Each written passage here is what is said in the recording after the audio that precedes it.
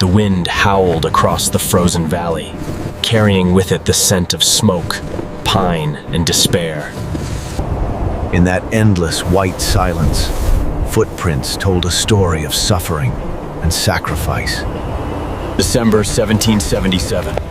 Washington's men arrived at Valley Forge, not to conquer, but to survive.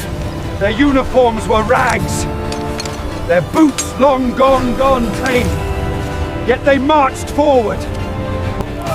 In the frozen heart of Pennsylvania, they built huts from logs and hope.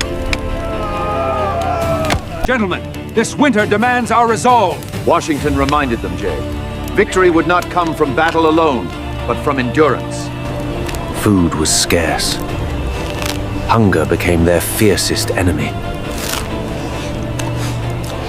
Some boiled leather belts for soup. Others roasted bark just to stay alive. Disease came quietly, stealing life from hut to hut. Amid the suffering came Martha Washington, a light of compassion in the storm. Amid the suffering came Martha Washington, a light of compassion in the storm. In his headquarters, Washington carried the weight of a nation on his shoulders. Amid the suffering came Martha Washington, a light of compassion in the storm. In his headquarters, Washington carried the weight of a nation on his shoulders.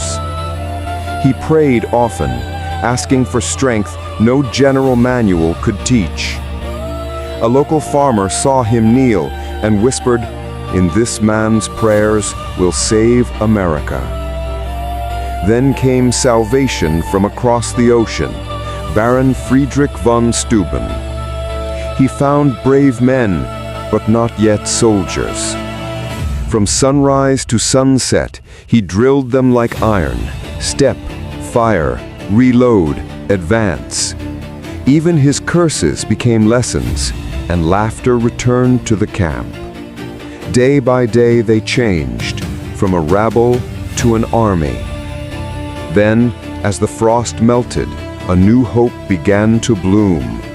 A message arrived. France had joined their cause. The camp erupted in joy. For the first time, victory felt possible. 13 cannon shots thundered, one for each colony, in honor of their new ally. He watched them stand tall, soldiers forged in fire and frost. "You have grown from boys into men," he said. "You are now an army." In June, they left Valley Forge behind, but carried its strength within them. The people saw it too, the birth of an army, the birth of a nation.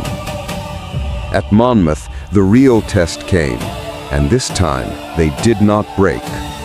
Washington's courage burned hotter than the sun. The British slipped away. The Americans held the field and their destiny. They never forgot that winter, the cold, the hunger, the brotherhood.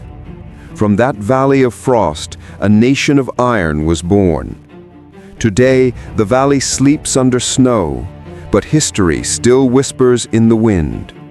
Freedom was not won in comfort, it was earned in cold and courage. That flag was stitched with sacrifice and bound by endurance. Some never left that valley, but their spirit marches still. He wrote, "To see men trace their marches by the blood of their feet and still fight on is conduct not to be forgotten." When the sun rose that spring, America rose with it. Lafayette whispered, "What we have done here, the world will not forget." From frost and fire, they forged a nation. The winter that nearly broke them made them forever.